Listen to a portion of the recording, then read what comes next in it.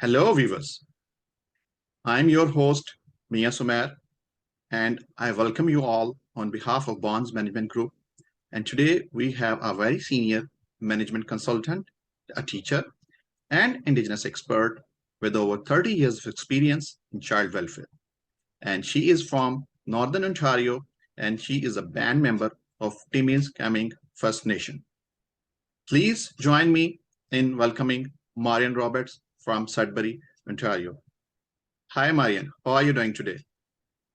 Oh, good morning, me, and I'm doing well, thank you.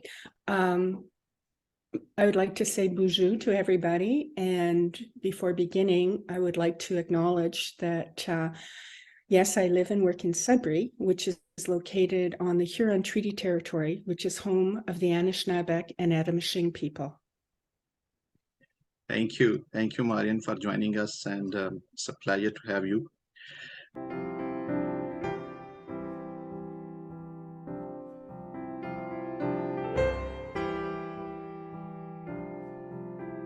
I would like to tell viewers that today we are going to talk about truth and reconciliation. So today's topic is truth and reconciliation. And before we start, I would like to ask you, please tell our viewers a little bit about yourself.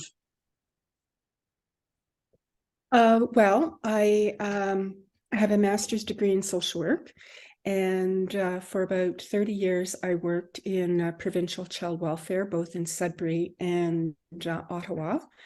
And since joining Barnes Management Group in 2006, my consulting practice has been with First Nation, Inuit, and Métis people across Ontario, predominantly, mostly in Treaty 3, Treaty 9, and the Anishinaabe Nation.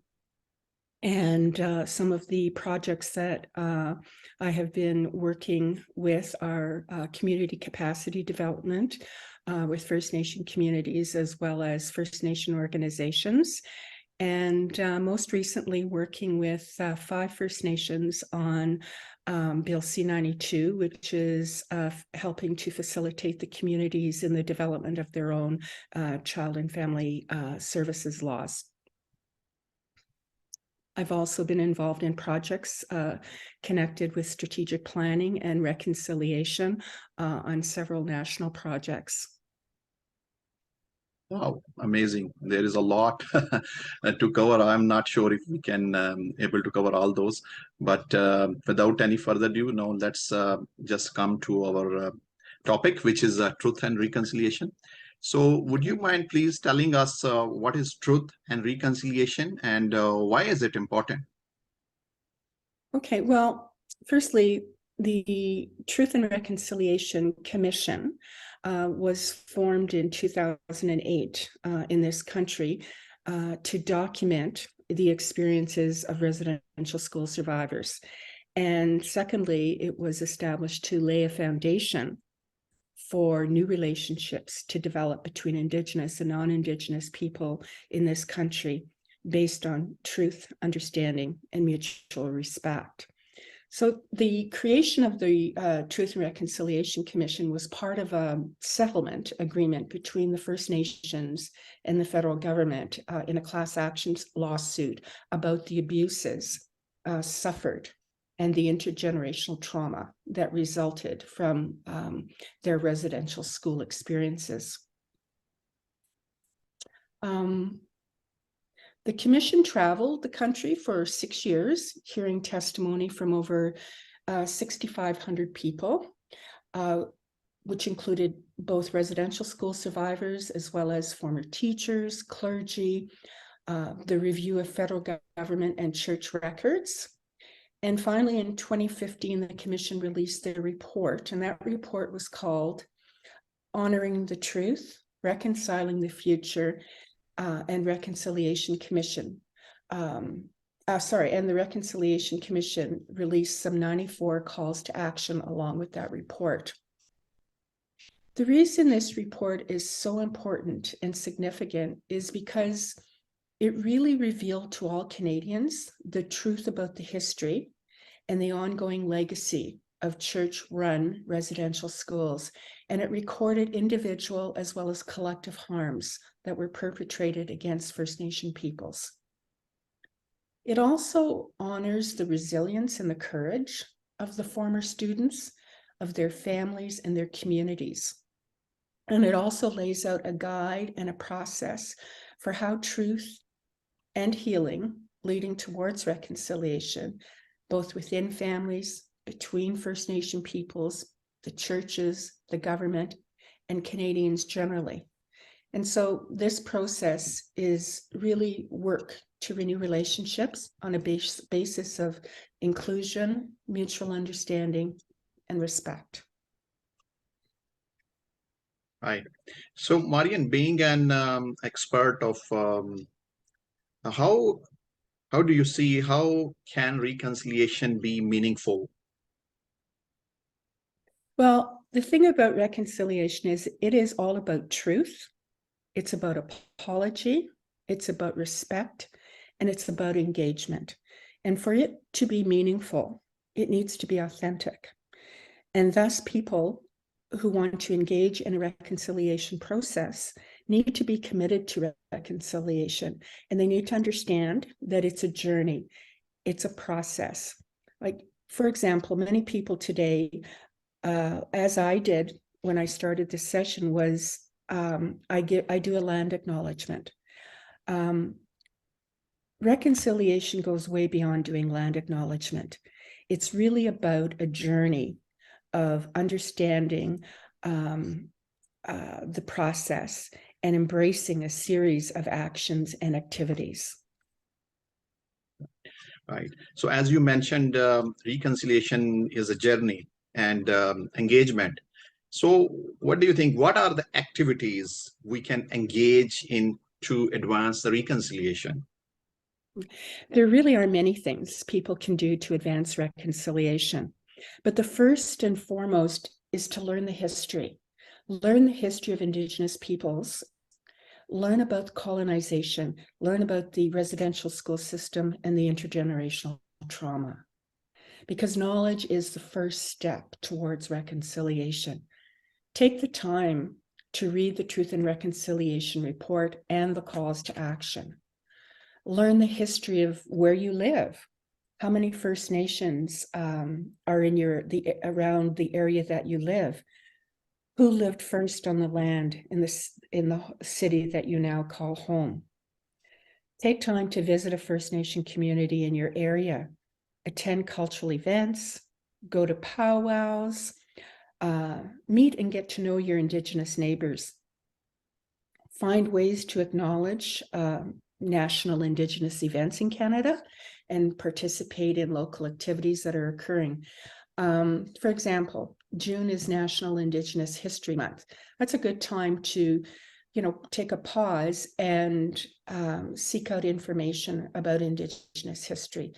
During the month of June, if you Google National Indigenous History Month, you will come up with a plethora of sites to visit regarding the history of Indigenous people. June 21st is actually National Indigenous Peoples Day in Canada, and almost every community in this country will have activities going on either at the First Nation communities itself or at friendship centers in the city. Local libraries, for example, may be offering activities. So it's a day that you can find activities that you can participate in Canada. Right. Very interesting. I just wanted to mention one other important date, and that's September 30th is the National Day for Truth and Reconciliation. This is a new federal holiday, and this holiday commemorates and honors the lost children and survivors of residential schools, their families and communities. And it's a day where both Indigenous and non-Indigenous people wear orange t-shirts to honor the lost children. And a simple thing that people can do is to don or wear an orange t-shirt on September 30th. This signifies your support and that you are honoring the lost children. First, as I said, First Nations libraries, municipalities, and friendship centers across the country acknowledge these important dates, and there are often cultural events that you can participate in. Right. Other things, I Yeah. was just going to say, other Please. things you can do to advance reconciliation is, read Indigenous authors. Go online, read Indigenous news sites. For example, you can Google Windspeaker. You can Google CBC Indigenous News or APTN News and Television. Other things you can do is to support Indigenous visual and performing artists by watching Indigenous films, going to an Indigenous art gallery, going to powwows. So it's not just learning the history, but experiencing the culture through artistic expression of that culture and seeing traditional dance, traditional music, jewelry making, beading, drumming, and basket weaving, just to name a few.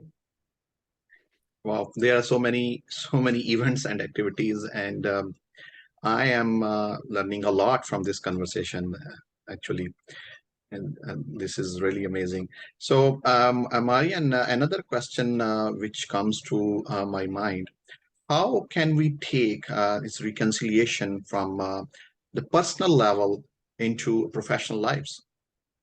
Okay. Well, I mentioned earlier the Truth and Reconciliation Report and the calls to action. And the calls to action are really specific recommendations that are aimed at all Canadians. They're directed not only to government, but to disciplines such as child welfare, education, health, justice, the media, churches, businesses, and industry at large. And if you look at those calls to action, you will see where it is that you work may be represented in one of those calls to action. So for example, education, there are calls to action around education. So one thing educators can do in their professional lives is to make sure they're incorporating Indigenous history and culture into their curriculum at school. Researchers, for example, can examine Indigenous research methodologies and teach about Indigenous pedagogy and epistemology.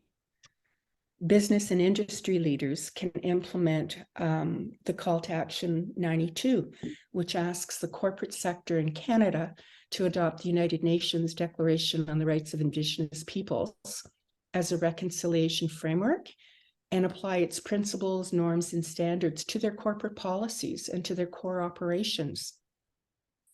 Organizations and businesses can commit to meaningful consultation and build respectful relationships. And when there are economic development projects going on in or near First Nation communities in or around their lands, ensure that the First Nation communities that you have prior and informed consent before proceeding with any economic development. Ensure that Indigenous communities gain long-term sustainable benefits from any economic development project. And I think it's important for organizations across the country to provide education for their management and staff on the history of Indigenous people, including the history and legacy of the residential schools. Yeah, so I think it's important to, talk to your colleagues where you work, talk to your employer, and find out where your organization fits into the calls to action and find out what steps you can take as a group. Very informative, Marian, very informative. So as we're talking about employer and call to action, now let's talk about BMG. Can you share with us what BMG has been doing so far in this area of reconciliation? Well, one thing that we have done is that we've forged many trusting relationships with First Nation, Inuit, and Métis communities, predominantly in Ontario. Over the years, we make efforts to promote Indigenous history, knowledge, and worldviews. We take opportunities on days such as National Indigenous History Month, National Indigenous Day, National Day of Reconciliation, and we honor Indigenous people on our website, and we bring attention on our site to the social justice issues that are faced by Indigenous peoples today. We ensure that our associates are aware of the history and of the rights of Indigenous people and of our commitment as an organization to the social justice issues that are facing Indigenous peoples. As a consulting firm, we have taken on several major projects that support, facilitate, and advance Indigenous self-governance in the fields of both healthcare and child welfare. In the projects that we work on in equity, diversity, inclusion, and belonging, we always seek to include reconciliation as a part of any organization's EDI plan, and we include and to include Indigenous people in their recruitment and hiring of diverse talent. And we've worked with several national organizations in the development of strategic plans that include reconciliation as a key strategic priority. We have a deep commitment at Barnes Management Group to the advancement of reconciliation. Thank you, Marion. And due to time limitations, we need to finish this episode here. We have many more questions, but I think we need to have part 2 for this. And I would like to thank you. It was a pleasure to have you.